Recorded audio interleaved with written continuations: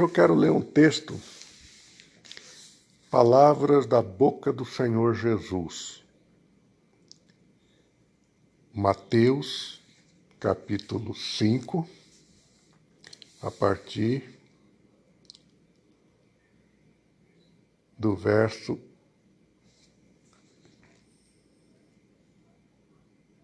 43. Mateus, capítulo 5, a partir do verso 43. O Senhor Jesus diz assim: Ouvistes que foi dito, amarás o teu próximo e odiarás teu inimigo. Eu, porém, vos digo, amai os vossos inimigos e orai pelos que vos perseguem, para que vos torneis filhos do vosso Pai Celeste, porque ele faz nascer o seu sol sobre maus e bons, e vir chuva sobre justos e injustos. Porque se amardes os que vos amam, que recompensa tendes? Não fazem os publicanos também o mesmo? E se saudardes somente os vossos irmãos, que fazeis demais? Não fazem os gentios também o mesmo? Portanto, sede vós perfeito, como perfeito é o vosso Pai Celeste. Como a maioria dos homens, eu gosto de assistir na TV fechada aquelas lutas de MMA, né?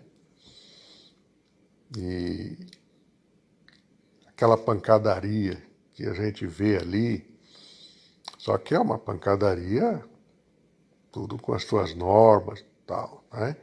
Mas naquele chamado octógono, a gente, como brasileiro, está vendo a Amanda Nunes, uma mulher que vai lá e até agora ninguém conseguiu vencer dela.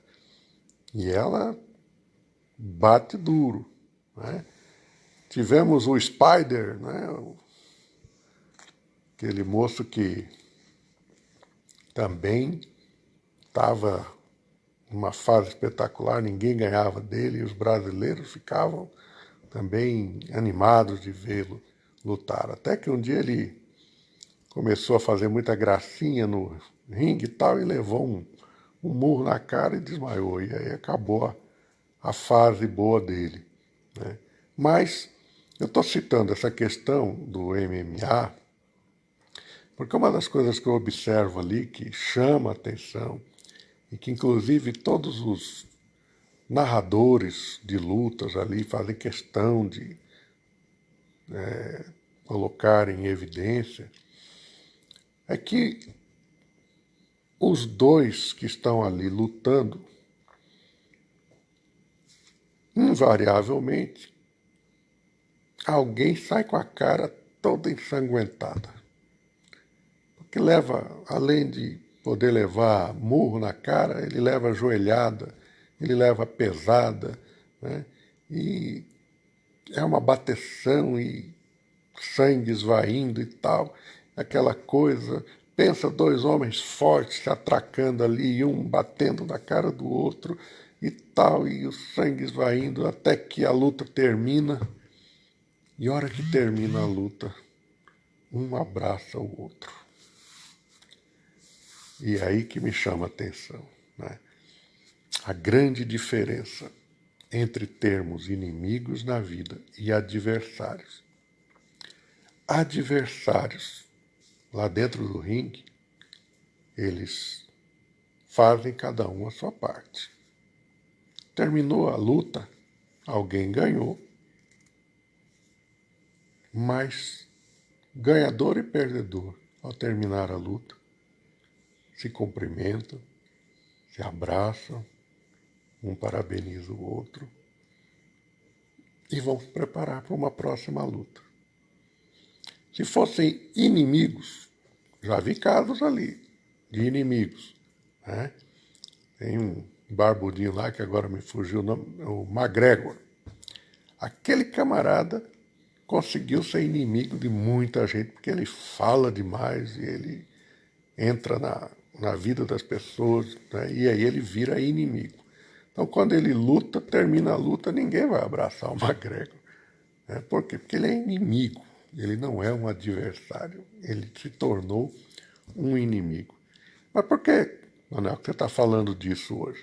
Estou falando disso porque o Senhor Jesus, ele está aqui trazendo para nós uma questão que naqueles dias já era uma questão bastante séria e que hoje também o é. Ouviste o que foi dito. E o que foi dito? Foi dito que a gente deveria amar o nosso próximo e odiar o nosso inimigo. Por isso ele cita, eu não li o texto todo, mas lá antes ele vai falar, no versículo 38, ouviste o que foi dito olho por olho, dente por dente. Isso aí é o que era ensinado. A lei no Velho Testamento, né? Você matou, paga com a vida. Olho por olho, dente por dente. Se você for o responsável pelo prejuízo do teu irmão, você vai pagar por aquele prejuízo. E pagava com a própria vida, já que o prejuízo que foi dado ao outro foi um prejuízo de vida. E aí, o Senhor Jesus está dizendo, olha, lá atrás o pessoal ensinava isso para vocês. Ama teu irmão, mas odeie o teu inimigo. Por que lá atrás foi ensinado isso? Lá atrás foi ensinado isso porque havia um povo em formação. Esse povo que estava em formação, este povo tinha que ser um povo guerreiro, um povo que lutasse pela sua terra, um povo que entrou na chamada Terra Prometida que já estava ali cheia de poceiros, né? Vários reis, vários povos já vivendo na chamada Terra Santa. Né? Então, eles foram forjados nessa cultura de, olha, entre vocês, vocês se amem. Mas os caras que são inimigos de vocês, vocês patrolam. Não deixa a coisa barata. Vocês têm que lutar pela terra de vocês. Bom, chega agora nos dias do Senhor Jesus, e o Senhor Jesus vai dizer, ouviste o que foi dito lá atrás. Amarás teu próximo e odiarás o teu inimigo. Lá atrás teve uma razão de ser disso, mas agora o Senhor Jesus vai dizer, eu, porém, vos digo. Opa! Agora não é o pastor Manuel que está inventando alguma coisa, não é um teólogo aí que está inventando uma linha de pensamento tal, né? Nada disso. Não é nada disso. Quem está dizendo é o Senhor Jesus. O Senhor Jesus agora está dizendo, eu, porém, vos digo, amai os vossos inimigos e orai pelos que vos perseguem. Ah, amar o inimigo. Gente, o que significa amar o inimigo? Desejar o bem para ele. Desejar que o meu inimigo se torne alguém melhor. Desejar que aquele que é meu inimigo, que ele seja abençoado por Deus, para que ele possa receber sempre da minha parte ações de bondade, de misericórdia, de benignidade, de longanimidade, enfim. Quem se considera meu inimigo, ele nunca receberá de mim atos de justiça própria minha. Teve um diácono, o primeiro diácono da história da igreja, foi um irmão que, quando ele foi injustamente apedrejado pelos judeus até a morte, aquele irmão olhou para o céu e disse: Senhor, eles não sabem o que estão fazendo, não lhes imputem esse pecado. Ou seja, aqueles que eram considerados seus inimigos, que estavam tirando-lhe a vida, apedrejando, Estevão, primeiro diácono da história da igreja, vai dizer: Senhor, não coloca esse pecado deles em conta. Eles não sabem o que estão fazendo. Estevão aprendeu, sim, que Jesus está dizendo aqui: amai os vossos inimigos, queira bem a todo mundo. E, além de amar os inimigos, ore pelos que vos perseguem, interceda por eles. É por isso, queridos, que eu sinto bastante dificuldade num momento como este, em que estamos vivendo aí questões políticas bastante sérias, né? Estamos vivendo momentos assim de muita perseguição por parte da mídia em relação às posições dos protestantes, dos crentes, dos fundamentalistas, né?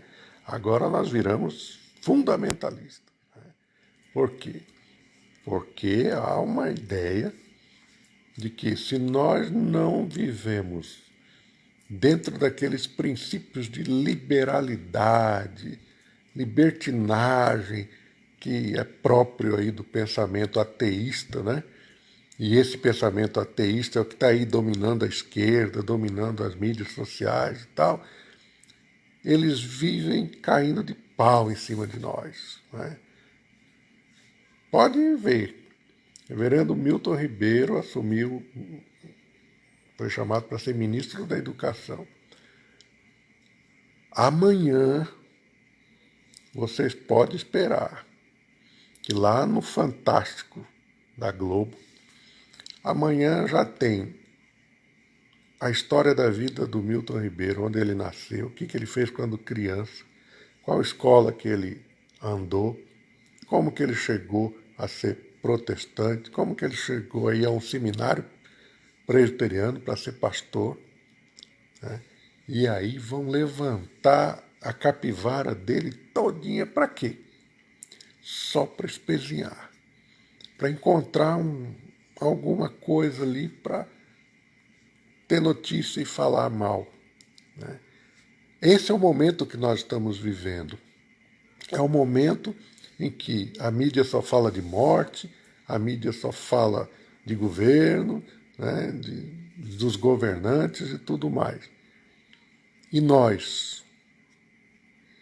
Como que nós ficamos diante disso? Como cidadãos, nós podemos nos levantar para criticar as ações dos nossos governantes. Podemos e devemos. Criticar é uma coisa. Criticar, eu critico as ações do governo Bolsonaro em relação a isso ou aquilo. Mas eu não posso atacar a vida privada daquele homem. Eu não posso esculhambar o homem Jair Bolsonaro. Eu não posso passar por cima de alguém que é um pai de família, é um esposo, e que, por mais que eu não concorde com as atitudes dele, eu posso criticar, mas criticar não significa que eu vou jogar pedra, que eu vou agir com palavras mesquinhas contra ele. Aí eu vou estar me igualando. né? E é nisso que o Senhor Jesus está chamando a atenção nossa. Ora, você tem que amar ao teu inimigo. Amar ao teu inimigo como você ama você mesmo. Se eu amo a minha vida, né, então significa que eu quero sempre o melhor para mim, eu quero me ver sempre bem. Por que então que em relação aos meus inimigos eu vou atacá-los falando mal dele, da família dele, esculhambando a vida pessoal dele? Não. Em relação aos governantes, como cidadão, eu posso criticar. Criticar significa não concordo com essa ou aquela atitude. Não é isso que eu espero de um governo. Isso é eu como cidadão. Eu, como cidadão do reino dos céus, eu sou alguém que, além de ser livre para criticar, eu sou livre também para orar por ele, para rogar ao Pai que mude o coração daquele meu inimigo, aquele que me persegue. O salmista vai dizer que Deus, ele inclina o coração do rei para o lado que ele quer. Assim como nós vimos na história de Israel, Deus falando muitos séculos antes, olha, vou usar Ciro da Pérsia para trazer Israel de volta para casa. E os caras, mas quem que é Ciro? Esse cara nem existe. Mas ele existirá. Séculos depois, aparece um tal de Ciro, que vira rei da Pérsia, ganha a guerra contra os babilônicos, e agora ele é rei. E ele vai libertar o povo de Deus do cativeiro e volta para Jerusalém, volta para a Terra Santa. Deus muda o coração do rei para o lado que ele quiser. Com isso, nós temos que entender que as nossas orações pelos nossos governantes, elas devem ser sempre orações que visem a ação de Deus na vida deles. Não aquela oração do tipo, Deus, mata esse cara, né? Deus, esse cara não vale nada, mata esse cara. Deus vai dizer para você, rapaz, se você não amar teu inimigo como você ama você mesmo, então você não entendeu o Evangelho de Jesus. E essa é a nossa grande preocupação, né? Quando nós lemos um texto como esse, o Senhor Jesus está mexendo numa estrutura política, mas uma estrutura religiosa e que se torna uma estrutura cultural de um povo. Estavam acostumados a jogar pedra nos inimigos. Quando aquela mulher adulta foi pega lá em adultério, os caras levaram até Jesus, queriam apedrejá-la. O Senhor Jesus disse, tudo bem, quem não tiver pecado, seja o primeiro a jogar pedra. Mas era da cultura religiosa, estava lá na lei de Moisés. Apedreja até a morte, né? Ah, mas Jesus vai dizer, eu, porém, vos digo, amai os vossos inimigos e orai pelos que vos perseguem, para que vos torneis filhos do vosso Pai Celeste. Ah, porque uma das grandes marcas de quem nós realmente somos, aquilo que nos identifica como gente boa de Deus, o Senhor Jesus está dizendo aqui, se eu consigo amar o meu inimigo, se eu consigo interceder pelos que me perseguem, então eu tenho uma identidade. Eu sou filho de Deus. Significa que a minha conversão ao Evangelho de Jesus, ela não foi só de gogó, só de papo, né? Mas foi uma conversão genuína e eu compreendi o Evangelho de Jesus. Então Jesus vai dizer, para que vos torneis filhos do vosso Pai Celeste, porque ele faz nascer o seu sol sobre maus e bons, vir chuva sobre justos e injustos. Já andei falando sobre isso aqui também com vocês, né? Que o sol nasce para todo mundo. A pandemia vem para todo mundo, não é só para bom ou ruim, é para todo mundo, né? E o Senhor Jesus então diz, porque se amardes os que vos amam, que recompensa tendes? Não fazem os publicanos também o mesmo?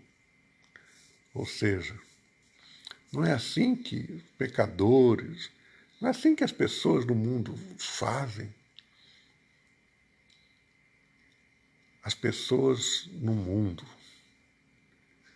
e nós vemos aí grandes exemplos na história, gente que era o pior assassino, responsável por muitas e muitas mortes, mas amava seus filhos,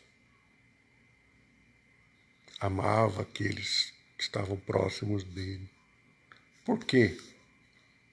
Porque tratava os inimigos à força. Aqueles que são seus amigos, tão próximos, aqueles viviam sendo amados, né? Você acha que aquele pessoal que está lá nos morros do Rio de Janeiro, carregando uma escopeta, uma metralhadora, uma R-15, uma bazuca, aquele pessoal lá nasquelas favelas, em cima do morro, morros que são propriedades dos traficantes de drogas, de armas, né? Será que aquele pessoal ali, eles não amam a mãe deles, seus irmãos ali próximos a eles? Amam. Mas se você for lá mexer com eles, eles vão disparar contra você. Porque assim é o mundo. As pessoas estão acostumadas a amar quem está ali do lado. Falou que é inimigo, pau neles. Jesus está dizendo, o mundo é assim. Mas nós temos que ser diferentes. Eu tenho que amar não apenas quem me ama, eu tenho que amar os meus inimigos, aqueles que se dizem meus inimigos. Eu tenho que orar, interceder por aqueles que me perseguem. E aí o Senhor Jesus vai dizer, se saudardes somente os vossos irmãos, que fazeis demais? Não faz os gentios também o mesmo? Aqui é uma crítica a muitos evangélicos. O Senhor Jesus está dizendo, você que só saúda o teu irmão e aquele que não é da igreja, que você considera como perdido, como teu inimigo, que lá você não saúda não. Tem muito disso nas igrejas evangélicas, né? Ah, para você eu não vou desejar a paz do Senhor, não. Você não é da igreja, você está em pecado, você está nisso, nisso, naquilo. E Jesus está dizendo, quem faz isso são gentios. Nós, povo de Deus, não podemos fazer isso. Se nós saudamos somente os nossos irmãos, em que nós estamos sendo diferente do mundo? Em que nós estamos sendo diferente dos bandidos que estão por aí? Então, queridos, sede vós perfeitos, como perfeito é o vosso Pai Celeste. Ih, pastor, agora complicou. Que história é essa de ser perfeito? A perfeição que o Senhor Jesus está se referindo aqui é o fato de que, se eu entender que Deus é amor, então a perfeição que há em mim é o fato de eu sempre buscar amar os meus inimigos e aqueles que me perseguem. Atos de bondade, de misericórdia, atos de misericórdia. É isso que Jesus está requerendo de todos nós. Por isto, eu digo a você que está me ouvindo agora, tome cuidado com a maneira com que você se refere às pessoas. As pessoas devem estar com os ouvidos sempre prontos para receber tanto palavras boas como palavras que para elas podem não soar como boas. São palavras críticas. Mas esta palavra crítica é para o bem dela. Só que palavra crítica está longe de ser palavras que atacam a vida moral da pessoa, que ataca a família da pessoa. Quanta gente que vive batendo boca na internet, esculhambando. Um dia desses, apareceu aqui no Facebook uma propaganda acho que era da Folha de São Paulo, tinha lá um editorial falando, na verdade, lançamento de alguns livretos dele sobre alguns temas, e um deles era sobre a ditadura militar. E lá estava falando, né, que os presidentes da era militar, tal, a ditadura e tal, fizeram aquele comentário. Aquilo ele transformou num livro, num fascículo lá, que seria editado pela Folha. E aí, aquele monte de gente entrando, fazendo comentário, descendo o cacete na ditadura e tal, e papapá.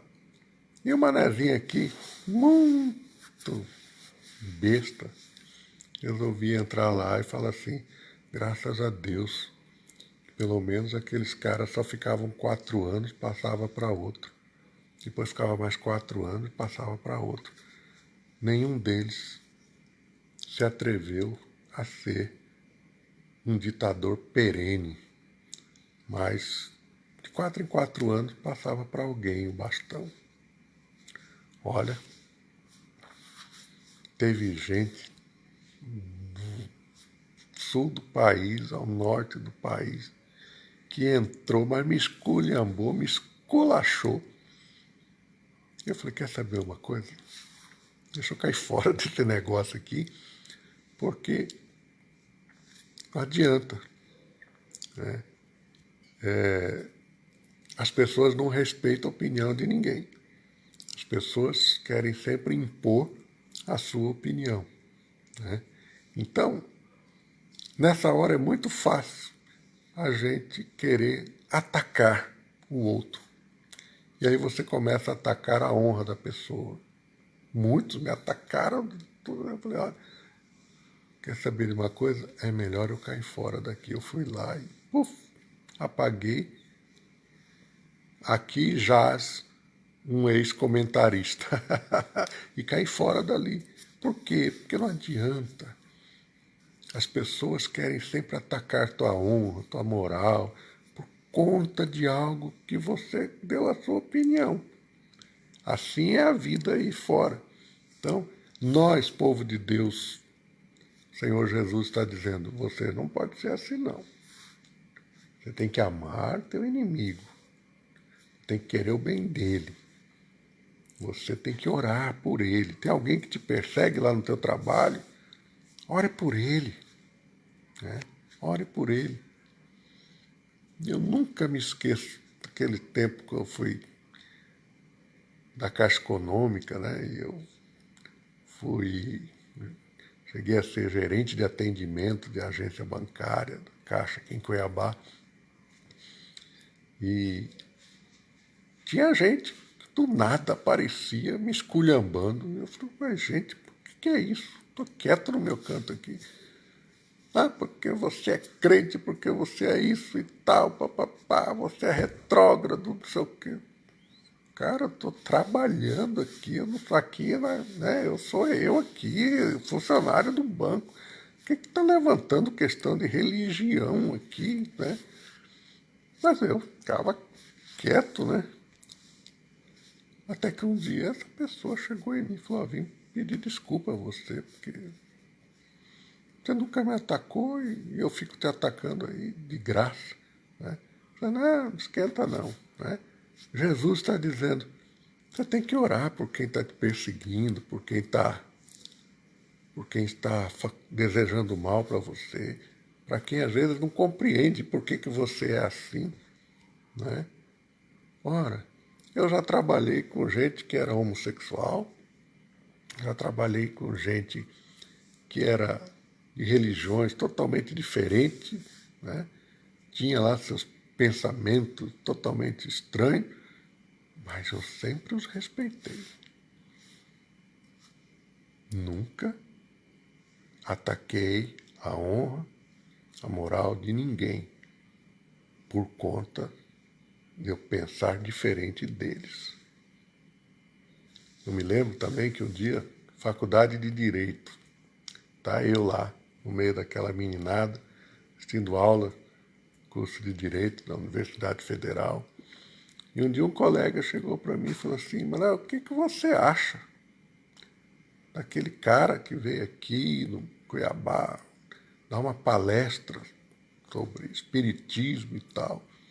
Eu, tá me perguntando? Então eu quero saber o que você pensa disso. Bom, a minha posição dentro daquilo que eu conheço das escrituras, que é o que a gente segue, eu não vejo onde enquadrar aquilo ali, não. Moço, o camarada me esculhambou, mas me esculhambou. Você, acabou comigo. Eu olhei para ele e falei, cara, você veio perguntar a minha opinião. Eu não fui atrás de você para dar opinião de nada. Você veio me perguntar. Né? O que é isso? As pessoas se acham no direito de esculachar, de esculhambar o outro, né? Mas o que você vai fazer? Eu vou pegar o cara, a vontade era pegar o cara pelo colarinho assim, dar um, né? Mas não é isso. Se eu agir assim, eu estou me igualando a ele. Então, eu tenho que amar essas pessoas.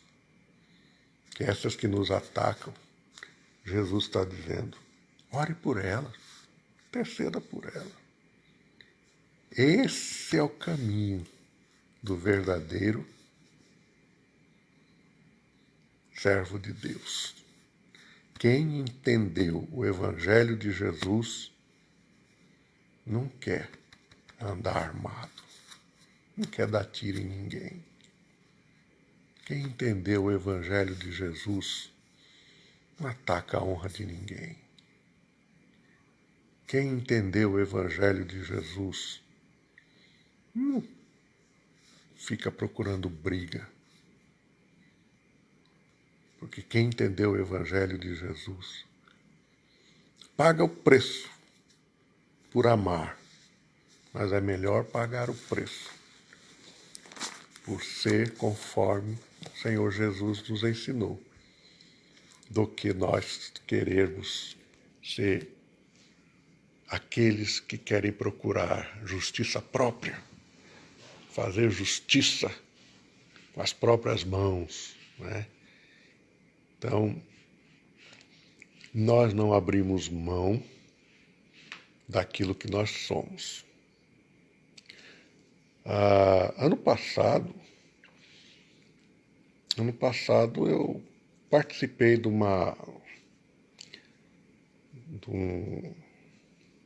certame para um cargo público que era interessante ser ouvidor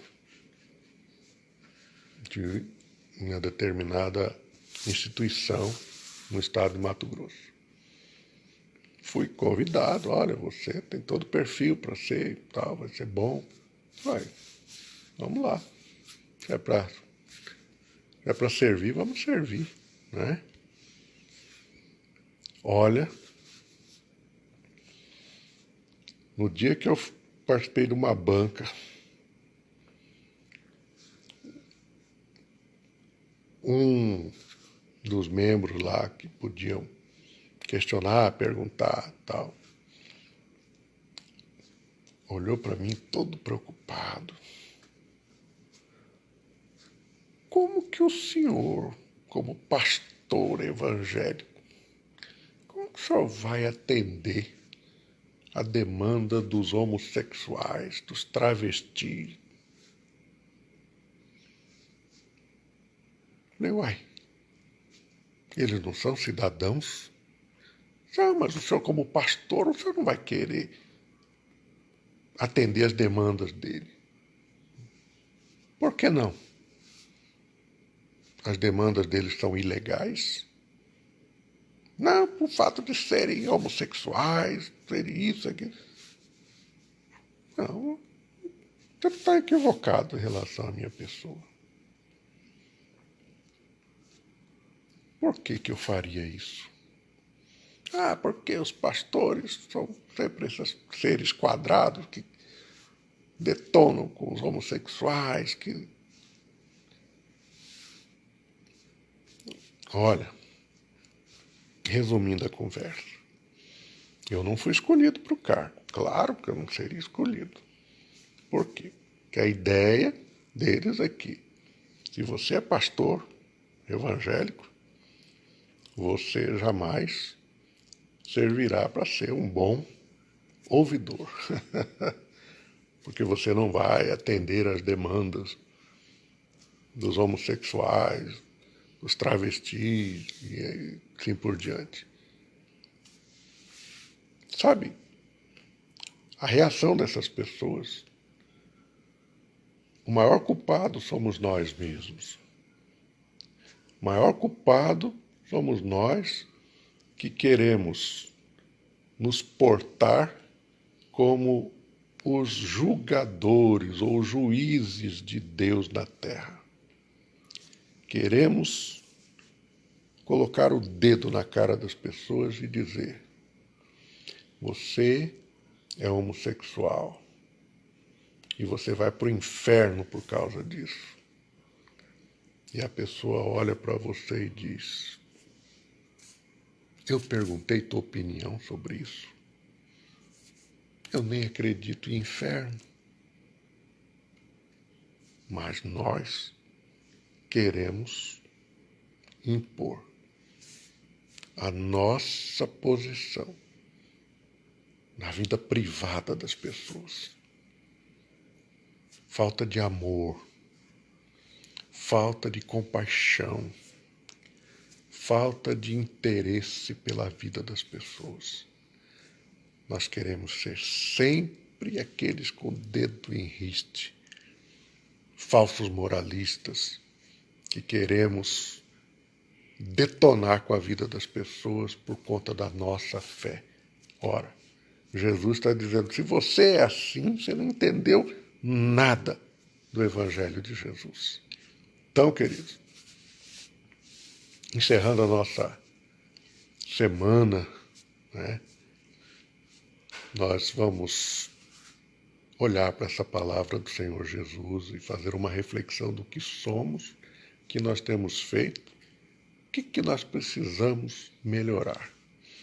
Precisamos não aceitar o pecado como algo normal, mas o pecador tem que ser alguém amado por nós, alvo das nossas orações, para que ele se sinta constrangido em querer bater em você. Amém? Deus assim nos abençoe. Então, dado o nosso recado da palavra de Deus, vamos estar encerrando esse nosso momento, orando ao Senhor, né? Deus tem sido bom para conosco. Deus tem nos ensinado através da sua palavra. Vamos orar ao Senhor. Deus amado, mais uma vez buscamos a tua face para rogar as tuas mais ricas bênçãos sobre o teu povo, ó Deus, sobre cada coração que tem buscado servir ao Senhor, compreender a grandeza desse amor do Senhor para conosco. Quando o apóstolo Paulo tentou nos ensinar, dizendo que o amor do Senhor é tão grande, a largura, a extensão, a profundidade deste amor do Senhor para conosco é tão grande que nada neste mundo poderá nos afastar desse amor do Senhor que nos foi revelado em Cristo Jesus, o nosso Salvador. Que a bênção do Senhor seja sobre todos nós, meu Deus. E nós intercedemos pelas nossas irmãs que estão na UTI e tantos irmãos que estão numa UTI, aquele irmãozinho lá da igreja de Juína que está na UTI, que o Senhor, ó Deus, visite cada um deles, os familiares, dá fé vigorosa a cada um, meu Deus. Ah, Senhor, o Senhor abençoe a nossa pátria, os nossos governantes, este momento em que um servo teu é alçado à posição de ministro da Educação. Nós rogamos ao Senhor, ó Deus, faz daquele homem uma bênção para a nossa nação. Dá a ele um coração cheio da tua graça, da tua misericórdia, Senhor. Que com ele, o Senhor abençoe todos os nossos governantes, que eles possam ter juízo, que eles possam andar, ó Deus, da melhor forma possível. E assim, Senhor, concede a cada um de nós uma noite de descanso, uma noite de paz na tua presença, Senhor. Em nome de Jesus, nós oramos assim. Amém, Senhor. Amém. Meus queridos, em paz me deito e logo pego no sono, porque só tu, Senhor, me fazes repousar seguro. Salmo 4, versículo 8.